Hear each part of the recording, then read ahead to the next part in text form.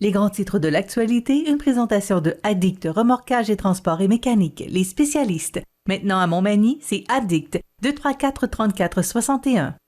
Addict Remorquage et Transport, des professionnels qui peuvent vous aider dans une situation d'enlisement ou simple remorquage. Grâce à ses équipements de haute performance, Addict, c'est aussi le service de transport de tout genre et de mécanique. Maintenant à Montmagny, c'est Addict Remorquage et Transport au 234-3461.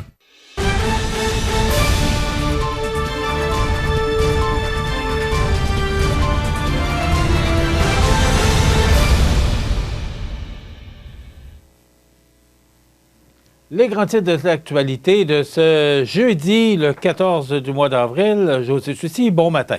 Bon matin. José, d'abord, je ne peux pas croire qu'il y ait encore autant de problèmes d'alcool sur la route. Et pourtant, 3 cas d'ivresse-mètre ce matin dans les nouvelles. Et celui qui m'a étonné le plus, c'est celui qui était complètement nu. Là. En plein mois de juillet, j'ai pas de problème, mais... au mois d'avril, ça ne devait pas être chaud, certains. Les policiers en voient de toutes les couleurs. Je les salue d'ailleurs, les policiers qui font un travail de maître. Là. Bravo pour... on ne sait pas tout. À ce fois-là, il ne devait pas être à son avantage. Peut-être qu'il y avait le chauffage dans le fond, dans le véhicule. Mais dire une chose, c'est une unicité, Michel. Là. Ça prouve peut-être une chose qu'il y a des problèmes de santé mentale. Ou, tu sais, c'était à la halte routière de Saint-Michel-de-Bellechasse, l'homme nu, là. On sait que les haltes routières, c'est des lieux de rencontre pour la communauté gay, mais je comprends pas non plus c'est les gens qui se tiennent là alors que sur les réseaux sociaux, avec les réseaux de rencontres, si tu veux rencontrer quelqu'un, il me semble que c'est plus simple que jadis. Là, je veux dire, la technologie a changé, mais ça prouve peut-être aussi là, qu'il y a des problèmes de santé mentale, qu'il y a plus d'alcool. Je ne vais pas faire un lien avec ce qu'on a vécu inutilement, mais ça se peut qu'il y ait une corrélation avec la crise covidienne qui a duré 2 ans. Écoute, le monsieur là, de 50 ans dans le secteur de Montmagny qui a voulu se battre avec les policiers. T'as raison, Michel. Les policiers, là, c'est pas un travail facile. Des fois, on se demande pourquoi les policiers sont... Tu te fais arrêter, puis ils sont raides un peu avec toi. C'est qu'à un moment donné, ils ont la mèche plus courte qu'ils l'avaient, là, à force de rencontrer des phénomènes de la sorte. Moi, ce que je conseille aux gens, c'est que je l'ai mis en application parce que j'étais jeune moi aussi, puis j'ai eu mes époques de fanfaronnade. Lorsque le policier t'arrête pour un excès de vitesse ou peu importe, oui, merci, désolé, j'ai pas fait exprès, j'ai eu une bonne journée. Puis souvent, ben, ils pèsent moins fort sur le crayon parce qu'au moins, cette fois-là, ils ont quelqu'un qui est sympathique envers eux. Puis moi, je comprends qu'ils font un travail aussi, puis c'est un travail qui est essentiel aussi. On peut pas se passer de policier, puis on le voit d'ailleurs là, avec les histoires qu'on a racontées ce matin dans le bulletin de nouvelles. José, la semaine dernière, tu nous racontais que des gens qui se sont fait prendre avec 4 fois la limite permise, là. 4 fois, c'est 0,32. Ça n'a pas de bon sens. Je ne peux pas croire qu'il y a du monde sur la route avec un taux d'alcoolémie de 0,32. C'est notre sécurité, ouais. José, qui est en danger. Là. Absolument, mais à 0,08, là, pour avoir déjà testé avec une machine, je n'ai pas pris mon véhicule, là, mais t'es chaud d'ail, excuse-moi le terme, là, tu le sens à 0,08. Imagine-toi 4 fois. Je peux toujours bien pas croire que tu penses que tu es en shape pour conduire ton véhicule à un moment donné. Quand tu es sur la ligne, tu ne sais pas trop, puis tu penses que tu es bon. Il y en a qui sont plus habitués à boire de l'alcool et à en prendre assez régulièrement. Ça fait que c'est peut-être plus difficile de savoir si tu es à 0,08, mais Michel, 4 fois, 3 fois, là, c'est sûr que tu cherches tes lunettes longtemps. Mais même, justement, tu le dis à 0,08, que déjà, on ressent les effets. Alors, imagine-toi, 2 fois, c'est 0,16. Alors, 4 fois à 0,32. C'est incroyable. C'est difficile à croire que des gens peuvent prendre la route et prendre le volant avec 0,32. José Guillaume Dufour, tu nous annonçais ça hier, sera encore candidat pour Québec solidaire dans le Côte-du-Sud. Donc, c'est la 2e fois qu'il revient. Là. C'est pas une surprise. Je pense que Guillaume Dufour, c'est vraiment un bon militant pour Québec solidaire.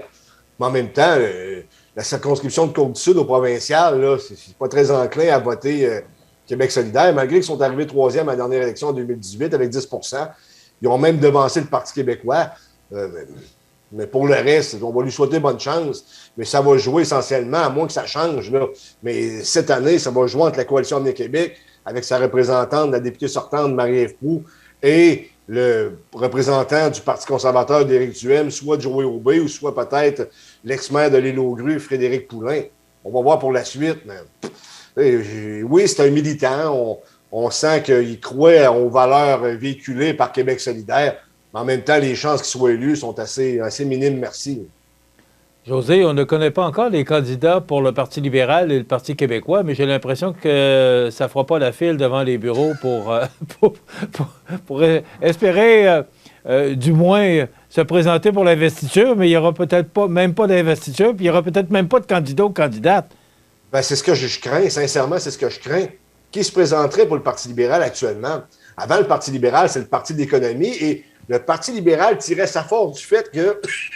excuse-moi, qu'il y avait le Parti québécois qui existait, là. Le Parti québécois, il existe encore, mais il ne tire plus. C'était comme l'antagoniste de la souveraineté, les souverainistes versus fédéralistes. Mais là, on a un nouveau clivage politique qui est gauche-droite, mesures sanitaires, anti-mesures pro-vaccins, etc. Le Parti libéral, avec sa chef Dominique Anglade, ils ont complètement perdu leur base. On l'a vu à la dernière partielle de Marie-Victorin lundi dernier. Ils sont arrivés 5e derrière le Parti conservateur du Québec.